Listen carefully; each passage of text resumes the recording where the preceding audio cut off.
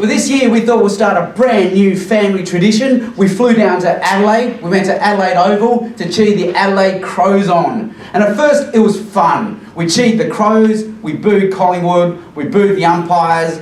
But after a little while, Collingwood pulled ahead and they won by a big margin, and it wasn't so fun. And we all thought, let's not do that again. So as a family tradition, it lasted all of one day. The Adelaide Crows had a horrible season. At the end of the season, they got rid of their coach. So we're always picking and choosing leaders at every level of life. We choose principals for our local school, we choose CEOs for our large companies, and we choose leaders for our country. So it leads to this question, what sort of leader do I want to be? And our question today is this: what can Christmas teach me about being a leader?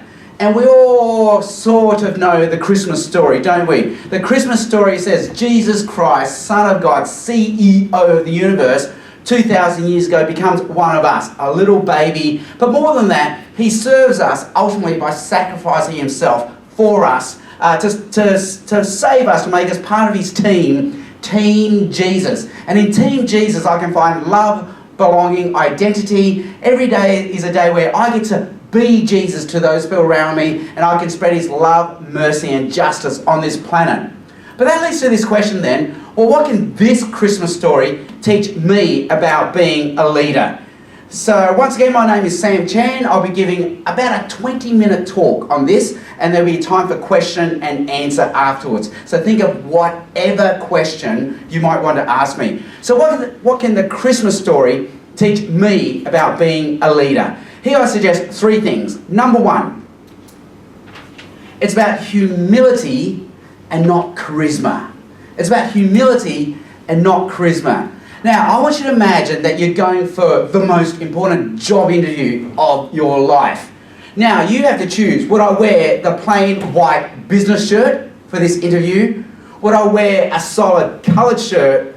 Or would I pick something coloured with patterns?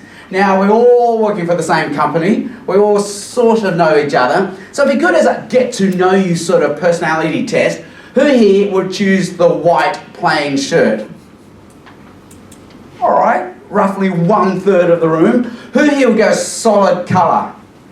Oh, majority, that's middle of the bell curve, isn't it? And who here would choose coloured pattern? Oh, okay, fringy. So it's definitely that was the majority opinion. Well, if you chose the solid plain white shirt, you are in good company, because 1 billion Asians cannot be wrong.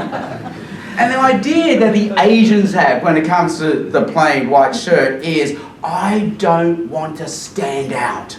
I don't want to draw attention to me. And according to Jim Collins, in his famous book, Good to Great, that is exactly what you want to look for in a leader. Jim Collins, as you know, talks about the 5 levels of leadership. Level 1, we have the highly capable individual. Level 2, we have the contributing team member. Level 3, we have the competent manager. Level 4, the effective leader. And level 5 leadership, the executive. They have this secret, special source skill, which he calls the paradoxical blend of humility and strength.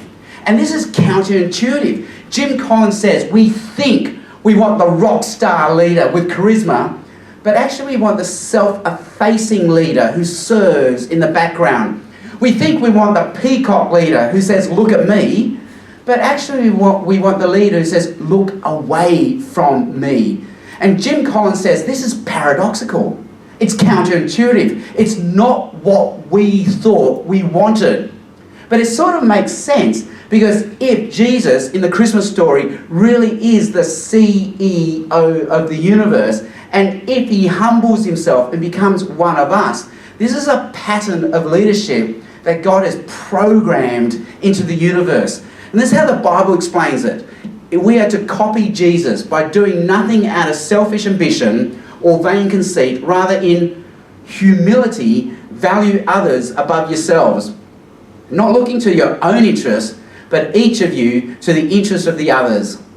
In your relationships with one another, like leadership, have the same mindset as Christ, who being in the very nature God, did not consider equality with God something to be used to his own advantage. Rather, he made himself nothing by taking the very nature of a servant, being made in human likeness, and being found in appearance as a man, he humbled himself. That's the first thing we look for in a leader. And that's what we can learn from Christmas. The second thing we can learn from Christmas about being a leader is this.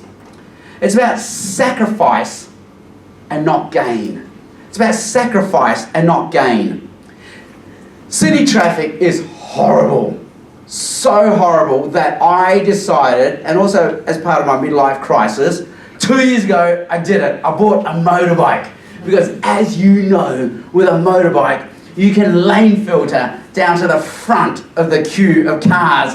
But it's not working because you come down to the front, cars hate you for it. And when you take off, they take off as well because they don't want you to be first. They want to be first. You want to be first. They want to be first. Everybody wants to be first. Well, according to Simon Sinek, that is not what you want in a leader. Simon Sinek, in his book, says leaders eat last. You don't want a leader who wants to be first. Simon Sinek says to be a leader, we need to sacrifice ourselves for the good of others.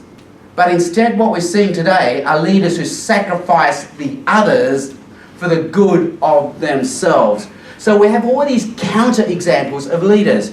We have Adam Newman, who famously launched WeWork, and when it IPO'd, it tanked. But he got out with $1 gazillion in bonuses. So he sacrificed the good of the company for his own personal gain. Lance Armstrong, winner of 7 Tour de France's, but now we know he's sacrificing ethics of the team for his own personal gain. Steve Jobs, rock star, pin-up CEO, but now we know in private he was a horrible man to work with. He was horrible to his friends, horrible to his family. He sacrificed the good of others for his own personal gain. When Simon Sinek says a leader does the opposite, we sacrifice ourselves for the good of the team. So where does this come from? Well, Simon Sinek says, as human beings, we naturally form tribes or teams to protect ourselves from the dangers out there, and we naturally choose leaders. Why? Because there's this implicit social agreement that we will give you leadership, but in return, you are to protect us from the dangers outside. And that's why naturally we feel the leader should be the first one over the trenches, and then we follow. The leader is the last one off, making sure everyone else got out safely. And when leaders do this, when they sacrifice themselves for the good of the team, we don't just trust the leader, we trust each other. So Simon Sinek says he's found that in military, where people do these amazing acts of heroics and sacrifice and courage, when you ask them why they do it, they say, because they would have done the same for me. There's reciprocal trust. And so Simon Sinek gives the analogy of we present a united front, like cows, with our horns facing out. But instead we have leaders who are self-serving. We can't trust the leader, and we can't trust each other. And we also turn on ourselves because we feel like the danger comes from inside rather than outside.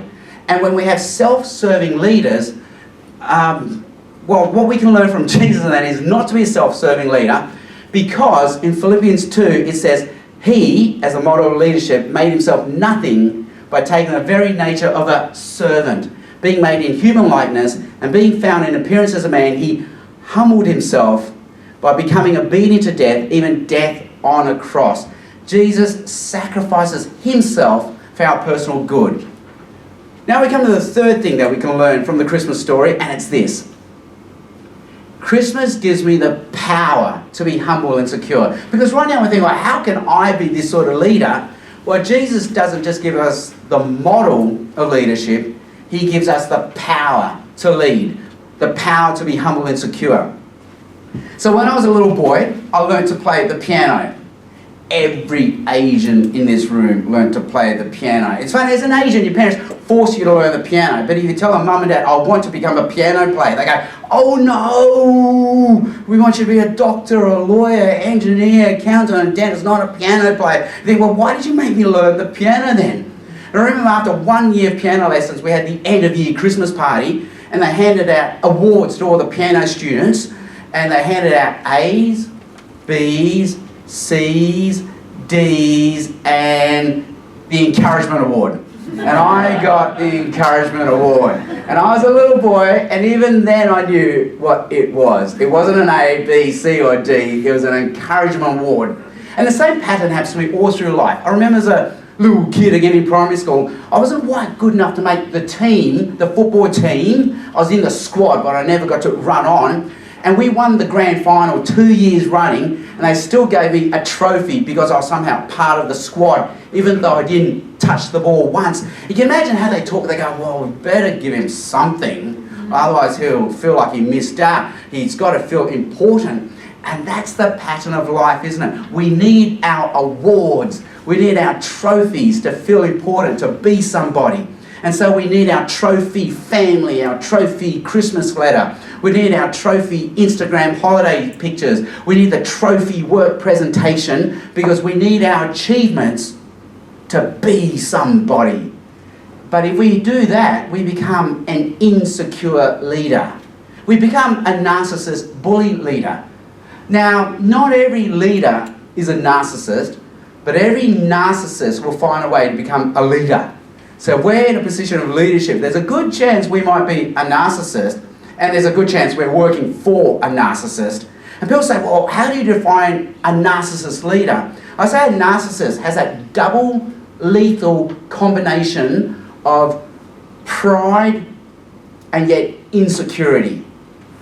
Pride in that I need achievements to be somebody, but therefore insecurity because I'm threatened by the achievements of others.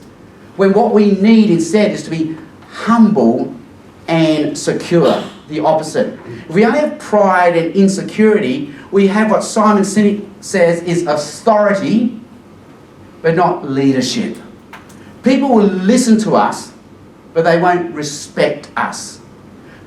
People will obey us, but we don't inspire them.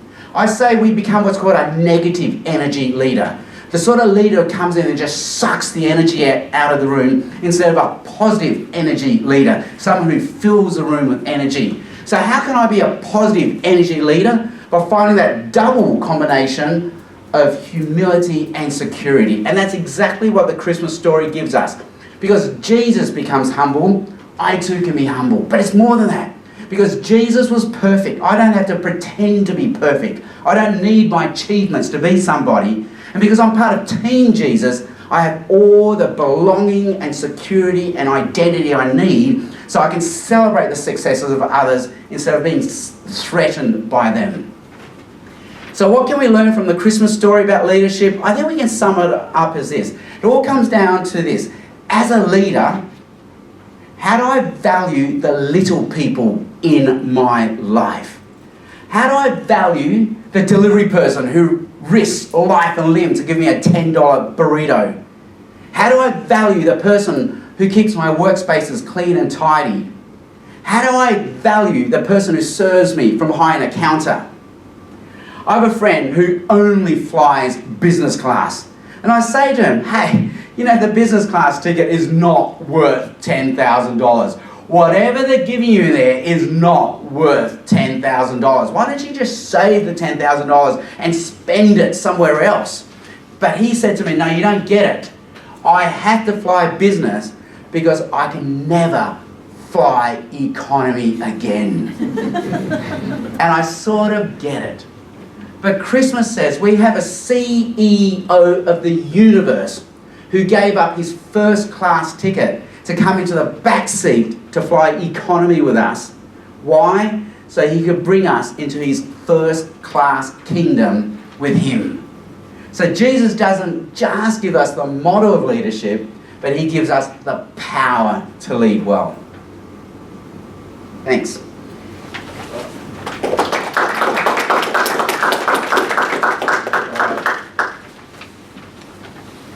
Thanks, Sam, for No worries. a very challenging and very challenging talk. Just, I guess, while people are thinking about questions for you, or while people want to send questions through to me, let me just summarise, I guess, the things I got out of your talk.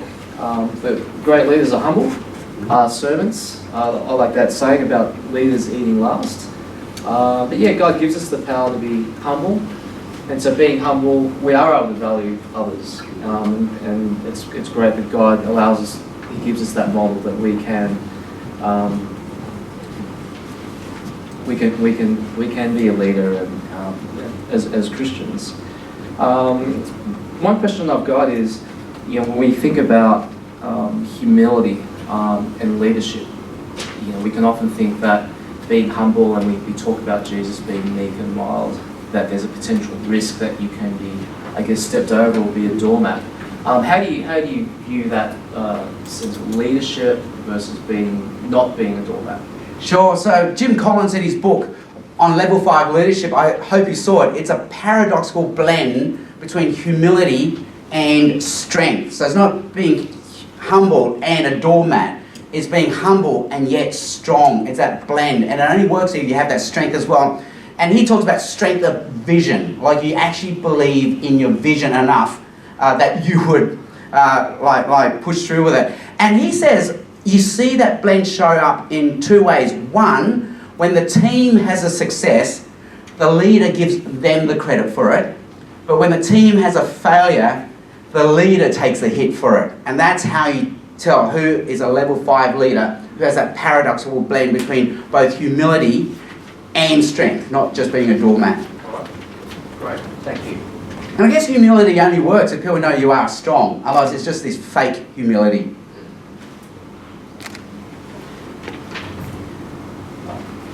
I'll take a question. There's a question that's been sent through to me. What does it mean that Jesus is the CEO of the universe? Well, that's a big whole premise of the Christmas story. The Christmas story only works that Jesus was the God who loves us, who made us, and He knows us. So in that sense, He's the CEO of the universe. And He has a vision for the universe, that one day all wrongs will be righted, all things will be made new, and there'll be love, peace, and mercy. And somehow this is part of the project, part of Team Jesus. So there is a vision, there is a team, and in that way He's the CEO. Right. And the Christmas story only works because of that, because otherwise it's just a baby being born, with cows and sheep, and that happens all the time. Like it's not an unusual story, but because this is the king, the leader, the CEO, but with a mission as well, because the angels announced somehow because of this there will be peace on earth. So there's a mission and a vision of peace and shalom. All right. Another question. Help! I might be a narcissist. Yeah. How can Jesus help me? It's the whole thing of, so remember, a narcissist is proud, and we're proud because we need our achievements to be somebody, and we're insecure because we're threatened by the successes of others. But again, the opposite is to be humble and yet secure. And I can be humble because I have the model of Jesus who became humble, but it's more than that. Because with Jesus being perfect, I don't have to pretend to be perfect. I don't have to pretend to be someone I am not. And that allows me to be humble. And my achievements can be all they are, achievements, but they don't have to make me somebody. And I can be secure because I know in Jesus I have all the love and belonging. He loves me just the way I am. That's a big message of Christmas. I don't have to make myself good enough for Jesus. That's His job. He loves me just the way I am. And that means I can celebrate the successes of others. They don't threaten me. Instead, they're opportunities for me to excel and grow as well. Right. What steps should we take to become a more humble and secure leader? I think the big one for me is knowing I am here because I'm on the shoulders of other people.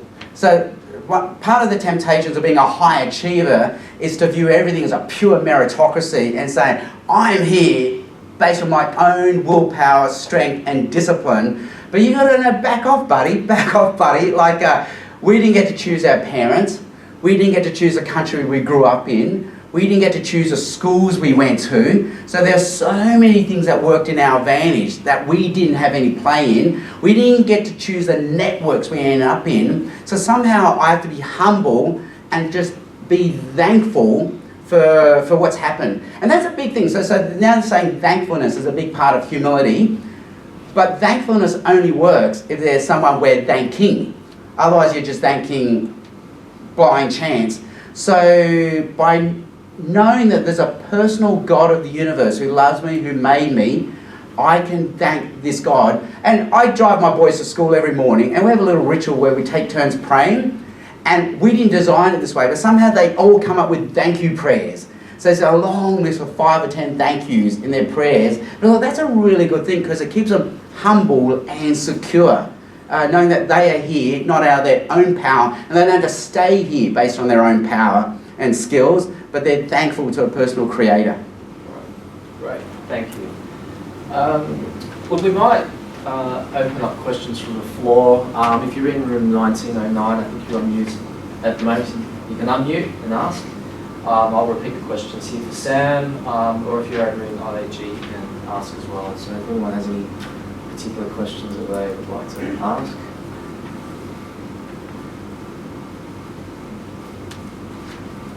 Yes. You may have heard of this person, probably the self-appointed managing director of Christians. His name is Israel Folau.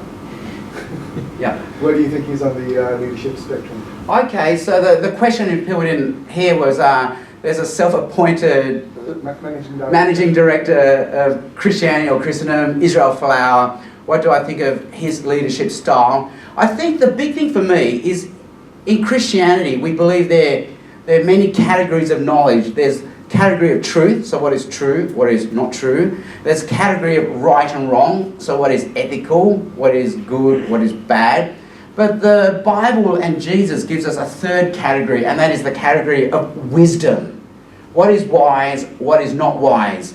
And the Bible has a book called Proverbs, which has a lot of wisdom sayings in it. And my favourite wisdom saying is, answer someone, don't answer someone. And they're right next to each other. Think, well, which one is it? Which one do I do? Which is true? Which is good? And the Bible says, no. Think which is wise. What's the wise thing to do here? What is most apt?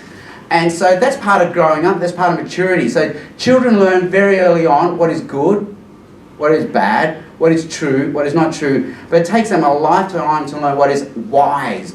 In fact, they've found out now the male brain does not develop the prefrontal lobe until 25, and it's this prefrontal lobe that gives men wisdom. So basically, our boys are growing up without any wisdom until 25, which is why we I tell my boys, okay, you can get a tattoo, you can ride a motorbike, but not until you're 25, because they'll have wisdom and they probably won't do it then. And this is why accidents, in men between 18 and 25 are so high, and it drops after 25 rapidly because wisdom has kicked in.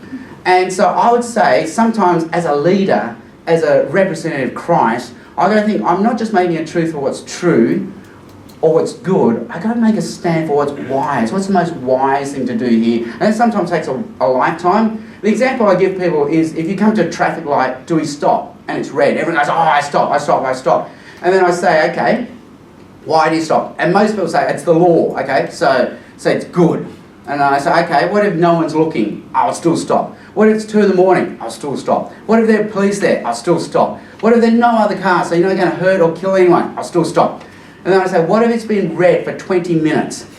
And then everyone goes, I would go. I go, why? Because that is the wise thing to do at that moment. So somehow we need to know beyond truth, goodness, we need to enter wisdom.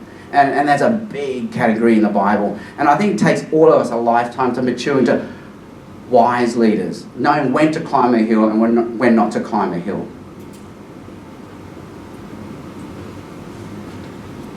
Just thinking about, please, think up some questions. But thinking about leadership and a lot of it's about relationships, particularly in the workplace, we have these professional relationships. More personal level, I think about my wife and my relationship with her and how do I relate to her as a humble person.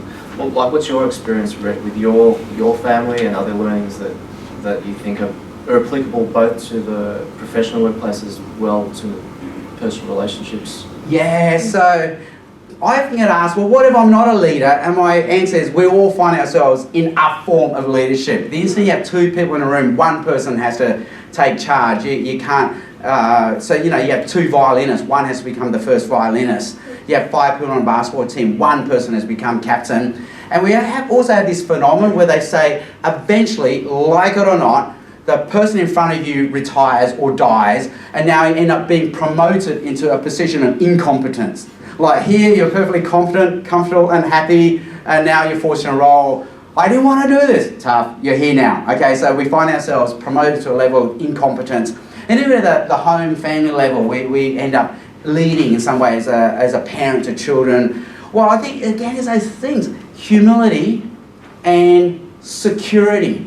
So giving my children the freedom to fail, because their failures would not reflect badly on my identity or status. I think so celebrating failures, allowing children the freedom to fail, and also not imposing my identity and status upon them. So my boys play AFL, and Saturday sports is great for parents because suddenly you realise your kid is hopeless.